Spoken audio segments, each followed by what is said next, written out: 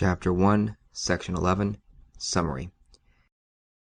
Water, a major component of the body, is distributed among two major subcompartments, the ICF or intracellular fluid and the ECF or extracellular fluid. The ECF is further distributed between the plasma and the interstitial fluid. The differences in composition of the ICF and ECF are created and maintained by transport proteins in cell membranes. Transport may be either passive or active.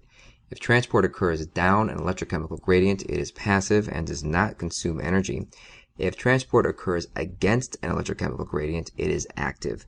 The energy for active transport may be primary, using ATP, or secondary, using energy from a sodium gradient which was originally driven by ATP hydrolysis. Osmosis occurs when an impermeable solute creates an osmotic pressure difference across a membrane, which drives water flow. Ion channels provide routes for charged solutes to move across cell membranes.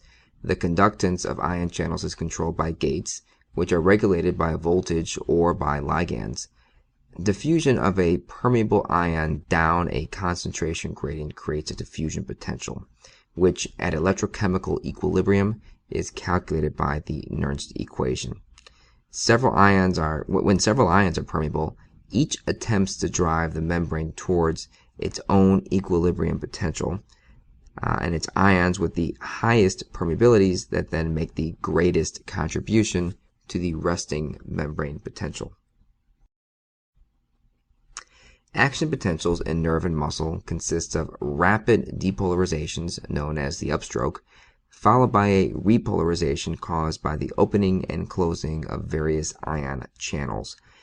Action potentials are propagated down nerve and muscle fibers by the spread of local currents, with the speed of conduction depending on the tissue's cable properties. Conduction velocity is increased by increasing fiber size and by increasing the level of myelination. Synapses between cells may be electrical, or much more commonly, chemical.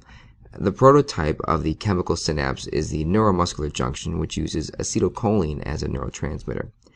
Acetylcholine is released from presynaptic nerve terminals and diffuses across the synapse to cause depolarization of the motor end plate. Neurotransmitters at the other synapses may be either excitatory, causing depolarization, or inhibitory, causing hyperpolarization. In muscle, action potentials precede contraction. The mechanisms that translate the action potential into contraction are called excitation-contraction coupling. In both skeletal and smooth muscle, calcium plays a central role of this coupling. In skeletal muscle, the action potential is carried to the cell interior by the T-tubules, where depolarization releases calcium from terminal cisternae of the nearby sarcoplasmic reticulum. Calcium then binds to troponin C on the thin filaments, causing a conformational change, which removes the inhibition of myosin binding sites on actin. When actin and myosin bind, cross-bridge cycling begins, producing tension. In smooth muscle, by contrast, calcium enters a cell during the action potential via voltage-gated calcium channels. Calcium then binds to calmodulin, and the calcium-calmodulin complex activates myosin light chain kinase, which phosphorylates myosin. Myosin phosphate can bind actin, form cross-bridges, and generate tension.